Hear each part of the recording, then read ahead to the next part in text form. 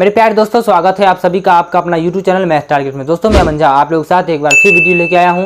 दोस्तों इस वीडियो में आप लोगों को क्लास 10 का एक्सरसाइज 1.3 का क्वेश्चन नंबर 3 का सोल्यूशन मिलने वाला है। जी हाँ, क्वेश्चन है सिद्ध कीजिए कि निम्नलिखित में एक ऑपरेटर संख्या आपको प्रूव करना है। दोस्तों इस वीडियो में 3 क्वेश्चन का सोल्यूशन आपको बिल्कुल शॉर्ट ट्रिक के साथ मिलने वाला है। जी हाँ, फर्स्ट क्वेश्चन है 1/√2 एक ऑपरमेय संख्या है, 7√5 एक ऑपरमेय संख्या है और थर्ड क्वेश्चन है 6+2 एक ऑपरमेय संख्या है। बिल्कुल इसी तरीका से क्वेश्चन का सोल्यूशन मिलने वाला है, इसलिए हमारे वीडियो को अंत तक देखें। अगर अच्छा लगे जरूर लाइक कीजिएगा। चलिए देखिए फर्स्ट का क्वेश्चन नंबर का सोल्यूशन बिल्कुल शॉर्ट ट्रिक से। देखिए सिद्ध कीजिए कि 1/√2 एक अपरिमेय संख्या को। देखिए दोस्तों, जब भी क्वेश्चन में अपरिमेय दिया रहेगा तो आपको क्या करना है, उसको परिमेय मान लेना है, उसके विपरीत लेना है, उल्टा मान लेना है। तो यहाँ पे आप लिख सकते हो माना 1/√2 एक परिमेय संख्या है, परिमेय संख्या है। आपने मान लिया, जब भी क्वेश्चन में अपरिमेय है इसके विपरीत लेना है, परिमेय संख्या मान लेना है। तो आप लिख सकते हो यहाँ पे 1/√2 इक्वल टू परिमेय संख्या को P/Q के रूप में लिख सकते हैं, P/Q, जहां P और Q सह अभाज्य पूर्णांक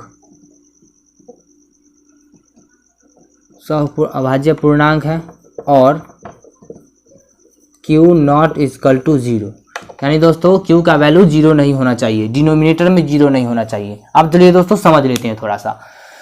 कहा गया था क्वेश्चन में अपरिमेय, आपने उसके विपरीत मान लिया, यानी 1/√2 क्वेश्चन में कहा गया था एक अपरिमेय संख्या है, आपने उसको मान लिया कि 1/√2 एक परिमेय संख्या है।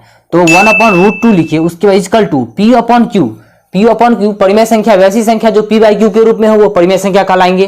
तो P/Q के रूप में परिमेय संख्या को लिख सकते हैं, P/Q के रूप में लिख दिए, जहां P और Q क्या है, सअभाज्य पूर्णांक। सअभाज्य पूर्णांक किसे कहते हैं, को प्राइम नंबर, वैसी संख्या जो स्वयं से विभाजित हो नहीं तो 1 से, उसको क्या कहते हैं, को प्राइम नंबर। ठीक है। अब दोस्तों सबसे पहले जान लेते हैं कि इरेशनल नंबर और रैशनल नंबर, आपको अगर पूरी जानकारी लेनी है तो फर्स्ट वीडियो जाइए, डिस्क्रिप्शन में लिंक है, वहां से आपको मिल जाएगा। चलिए दोस्तों, सह अभाज्य तो समझ गए आप, वैसी संख्या जो स्वयं से विभाजित हो नहीं तो 1 से, को प्राइम नंबर होंगे। और Q नॉट इक्वल टू 0 का मतलब होगा क्या होगा, डिनोमिनेटर में 0 नहीं होना चाहिए, Q का वैल्यू हमेशा 0 नहीं होना चाहिए, Q का वैल्यू 0 होना ही नहीं चाहिए। परिमेय संख्या तो हुआ 1/2, ये परिमेय संख्या है। 1/0 जब भी हो गया तो ये परिमेय संख्या नहीं होगा, क्योंकि Q का वैल्यू 0 हो गया। Q का वैल्यू 0 नहीं होना चाहिए, डिनोमिनेटर में 0 नहीं होना चाहिए। ठीक है। चलिए नेक्स्ट बढ़ते हैं स्टेप पे। यहाँ पे लिख लिए 1/√2। अब हरों का परिमेयकरण आता होगा सब लोगों को, यहाँ पे हरों का परिमेयकरण यानी √2 है हर में, तो अंश में ऊपर गुना होगा, मल्टीप्लाई होगा, √2/√2, यानी हरों का परिमेयकरण किया, ये तो आता होगा, इसको ज्यादा विशेष बताने की कोई जरूरत नहीं है आप लोगों को, क्योंकि हरों का परिमेयकरण बच्चे 7, 8, 9 में पढ़ते होंगे, अधिकतम सवाल में ये सब यूज होते रहता है, इसलिए कॉमन चीज है ये सब। 1/√2 गुने √2 से हरों का परिमेयकरण किया, यहाँ इक्वल टू P/Q ये लिख दिए हम यहाँ पे। चलिए नेक्स्ट स्टेप क्या करना है, 1 से √2 में अगर मल्टीप्लाई करते हैं तो संख्या में कोई चेंजिंग नहीं होगा, ये तो आपको हमेशा पता है कि संख्या में कोई चेंजिंग नहीं होगा। 1 है, अगर 1000 में अगर मल्टीप्लाई करते हैं तो संख्या में 1000 ही होगा, 1 एक ऐसा संख्या है। ठीक है।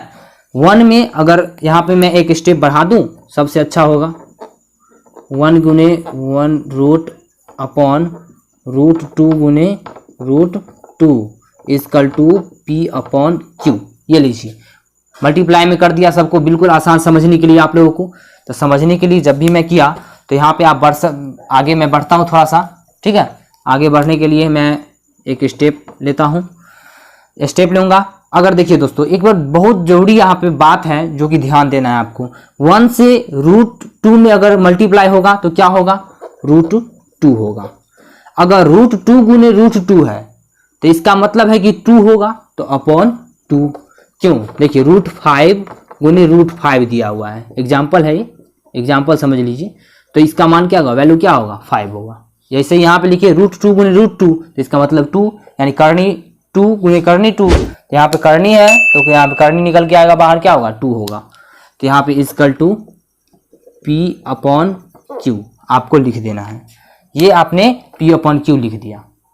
अब देखिए दोस्तों यहाँ पे ध्यान क्या देना है आपको, रूट 2 अपॉन 2 है, ये अगर डिवाइड में है तो इधर जाएगा तो मल्टीप्लाई में होगा, तो मल्टीप्लाई में जब होगा तो यहाँ पे क्या ले, रूट 2 बच जाएगा, इधर तो ये डिवाइड से उठ के 2 से मल्टीप्लाई हो जाएगा पी में, तो 2p हो जाएगा।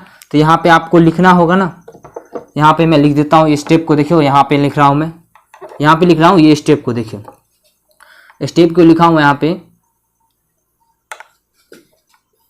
Root 2 equal to 2p upon Q.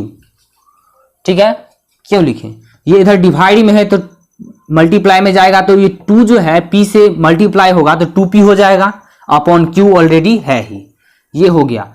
अब आप देखो ये एक रूट 2 एक अपरिमेय संख्या है और p और q क्या है, एक पूर्णांक है, तो ये इसका मतलब है कि ये विरोधाभास हुआ। यहां पे आप लिख सकते हो, यहां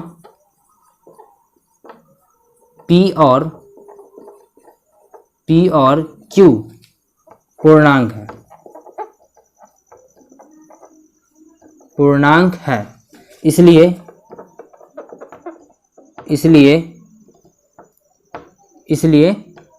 क्या होगा, p अपॉन क्यू तो मैंने लिखा यहाँ पे 2p अपॉन क्यू, यहाँ पे लिखना है 2p अपॉन क्यू एक परिमेय संख्या है, परिमेय संख्या है, परिमेय संख्या है, मैंने लिख दिया कि ये परिमेय संख्या है। तो यहाँ पे अब क्या होगा, जब ये परिमेय संख्या मान लिए हम, जब मैं परिमेय संख्या मान लिया यहाँ पे होगी, परंतु रूट 2 एक अपरिमेय संख्या है, जैसा कि मैंने बताया हूं अभी कि रूट 2 एक क्या है, अपरिमेय संख्या है, अपरिमेय संख्या है, अपरिमेय संख्या है, अपरिमेय संख्या है। तो अब क्या होगा, यहाँ पे लिख सकते हैं, क्या लिख सकते हैं, यहाँ पे आप लिख सकते हो कि हमारी माननी गलत है, यहाँ पे लिख सकते हो अतः हमारी कल्पना गलत सिद्ध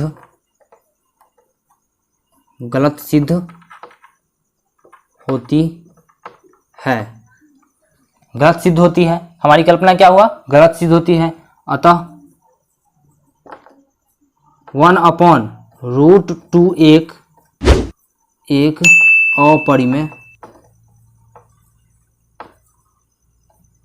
अपरिमेय संख्या है। ये लो, ये आप प्रूव कर चुके हो कि क्या है, ये अपरिमेय संख्या है, ये प्रूव कर दियो आप। देखो 1 अपन यानी 3 का क्वेश्चन नंबर 1 का सलूशन हो चुका है बिल्कुल इजी तरीका से। आपको याद ध्यान देना है, ये एक अलग स्टेप है, ये एक अलग स्टेप है, ठीक है। चलिए इसी स्टेप का ब्रेक करके यहाँ पे मैं लिख दिया हूँ, ठीक है। चलिए दोस्तों, अगर आपको सेकेंड क्वेश्चन देखते हैं, बिल्कुल इजी क्वेश्चन है। चलिए क्वेश्चन नंबर 2 की तरफ बढ़ते हैं। तो देखिए दोस्तों, क्वेश्चन नंबर 2 क्या है, 7√5 एक अपरिमेय संख्या है। जैसा कि क्वेश्चन आप देख रहे हैं, 7√5 एक क्या है, एक अपरिमेय संख्या, आपको प्रूव करना है। तो यहाँ पे हम बिल्कुल इजी तरीका से हम प्रूव कर सकते हैं। कैसे, यहाँ पे देखिए, जब 7√5 एक अपरिमेय संख्या है, इसके विपरीत लेना है यानी उल्टा मान लेना है, तो क्या लिखेंगे यहाँ पे, माना 7√5 एक परिमेय संख्या है, परिमेय संख्या है, आपको उल्टा लेना है, ठीक है। आपने मान लिया कि इसके विपरीत लेना है, तो क्या मान लिए, परिमेय संख्या मान लिए। 7√5 को सेम पहले कंडीशन जो क्वेश्चन बनाया उसी कंडीशन से बनाया, लेकिन उससे इजी क्वेश्चन ये है, ठीक है। 7√5 एक परिमेय संख्या मान लिया आप, उल्टा उसके विपरीत। तो अब आप आगे से बिल्कुल इजी समझिए, जैसे कि आप एक स्टेप में खत्म होने वाला है, ठीक है। 7√5 इजकल टू, परिमेय संख्या को मैं बता चुका हूं कि p/q के रूप में लिख सकते हैं। वैसी संख्या जो p/q के रूप में हो, तो p/q के रूप में हो गया आपको यहाँ पे वही कंडीशन लिखना है जहां P और Q सअभाज्य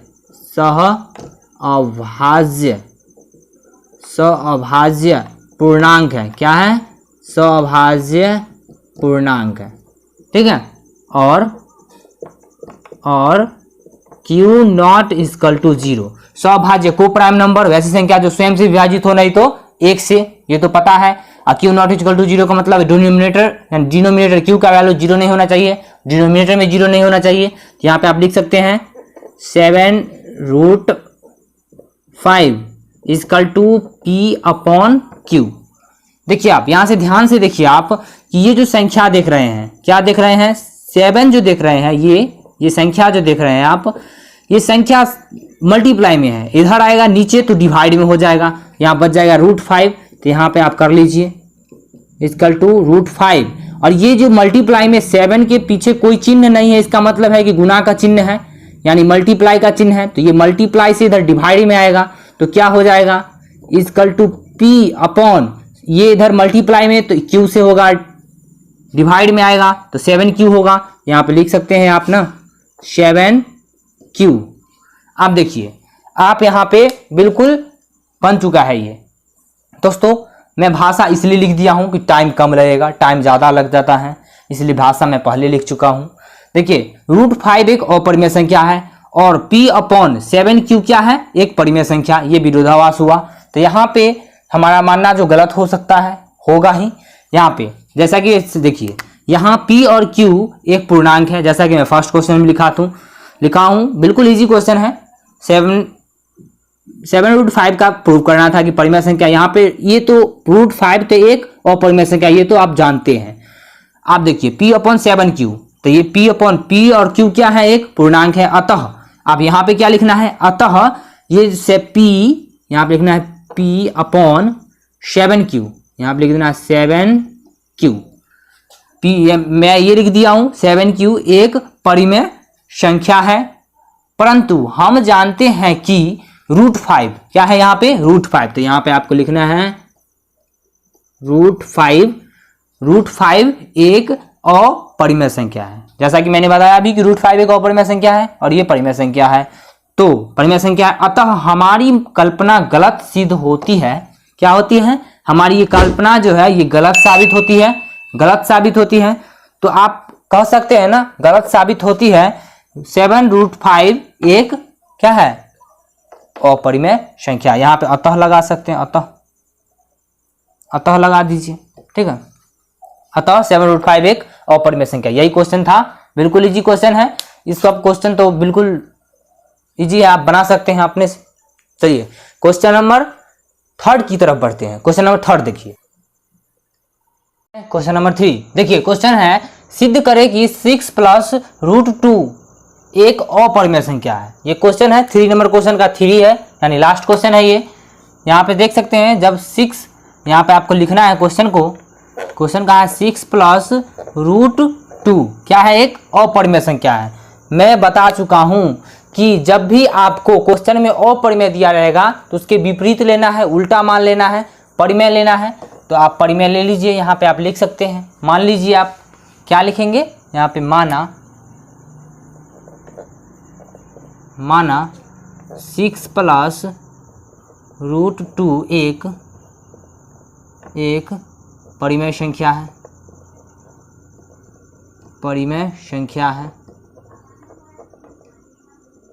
परिमेय संख्या है। ये आपने उसके विपरीत यानी उल्टा लिख लिया। इसको 6 + √2 को एक परिमेय संख्या मान लिया। तो इसको यहाँ पे आप लिख सकते हैं 6 + √2 इक्वल टू, परिमेय संख्या को P/Q के रूप में लिख सकते हैं, P/Q।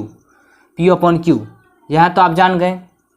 अब दोस्तों यहाँ पे एक बन ही गया, समझिए बन गया ये क्वेश्चन। दोस्तों भाषा कुछ नहीं है, भाषा आप अपने मन से भी लिख सकते हैं। सिर्फ इसका एक पॉइंट होता है कैलकुलेशन, वही आप अगर समझ गए तो बिल्कुल मैं गारंटी देता हूं कि भाषा से कोई मतलब नहीं है। भाषा तो आप खुद लिख सकते हो। ये मैं भाषा लिख दिया हूं टाइम बचाने के लिए। ये जो मैं भाषा लिखा हूं ये आप लोगों को टाइम बचाने के लिए लिख रहा हूं, ठीक है। यहाँ पे देखिए 6 plus root 2 equal to P upon Q, यानी परिमेय संख्या को पी बाई क्यू के रूप में लिख सकते हैं, ये तो पता है। तो यहां पे आप क्या लिख सकते हैं, जहां पी और क्यू क्या है दोस्तों, पी और क्यू सौभाज्य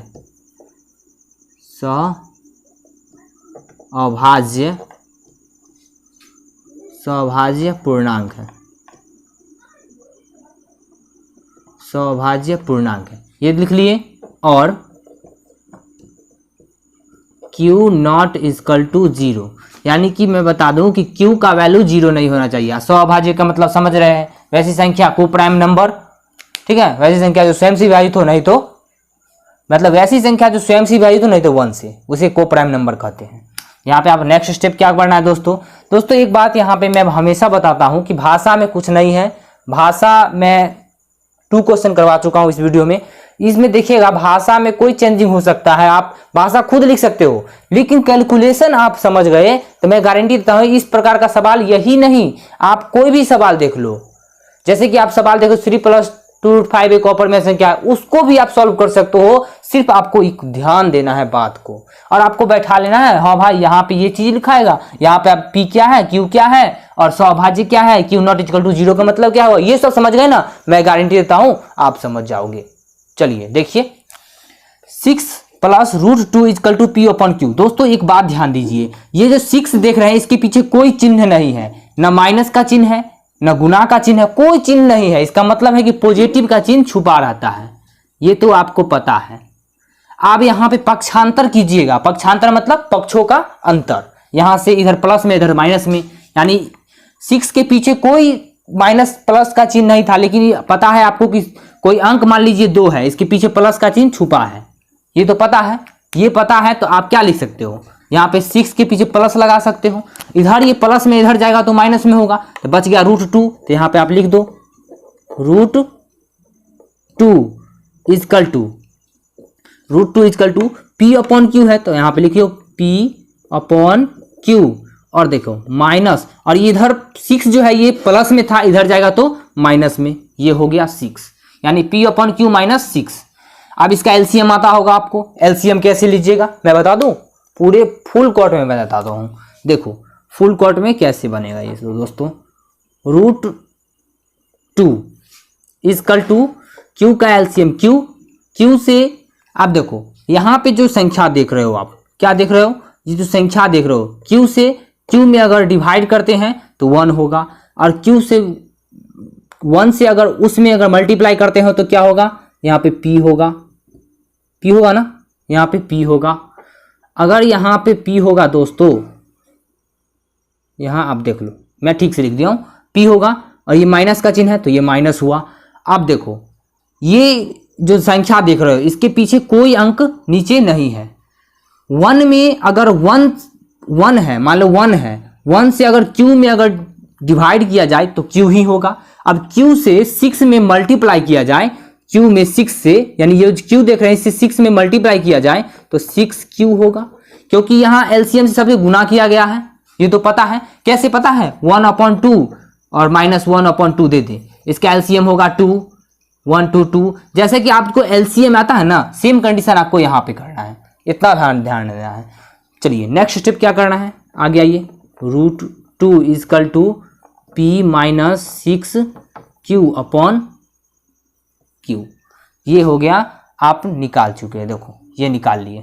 यानी कि आप यहाँ पे क्या लिखना है दोस्तों समझ लो, आप इतना तो निकाल लिए एलसीएम करके, ठीक है, एलसीएम से गुना हुआ है, यहाँ पे देख सकते हो, यहाँ पे समझने वाली बात यहीं पे थी, प्लस था इधर माइनस गया, पी अपॉन क्यू, तो क्यू है, क्यू का एलसीएम क्यू हुआ, क्यू और 1 का एलसीएम क्यू ही होगा, और क्यू से क्यू में डिवाइड तो 1, पी से 1 में पी से तो P minus Q Q Q, ये तो एलसीएम है, ये तो आप जानते हो कैलकुलेशन है सिर्फ, और कुछ है नहीं, ठीक है।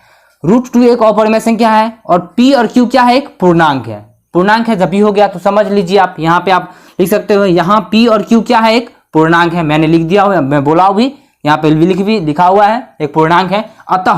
अतः यहाँ पे देखिए, अतः का मतलब p minus 6 Q upon Q होगा। यहाँ पे देखिए यह p एक मतलब पूर्णांक है, अतः p यहाँ पे लिख सकते हो आप, P minus 6q upon q एक परिमेय संख्या है, परंतु हम जानते हैं, क्या जानते हैं हम, √2, यहां पे होगा √2 एक परिमेय संख्या है, अतः हमारी कल्पना गलत सिद्ध होती है। तो 6 प्लस √2 एक क्या होगा, अपरिमेय संख्या। ये हो गया आपका प्रूफ, ये देख लो प्रूफ हो चुका है। यानी इस चैप्टर का देख सकते हो भाषा को आप। दोस्तों इस चैप्टर का तीनों क्वेश्चन सॉल्व हो चुका है और हमारे चैनल पर न्यू टॉपिक स्टार्ट होगा। जो भी टॉपिक होगा मोस्ट इंपोर्टेंट टॉपिक होगा।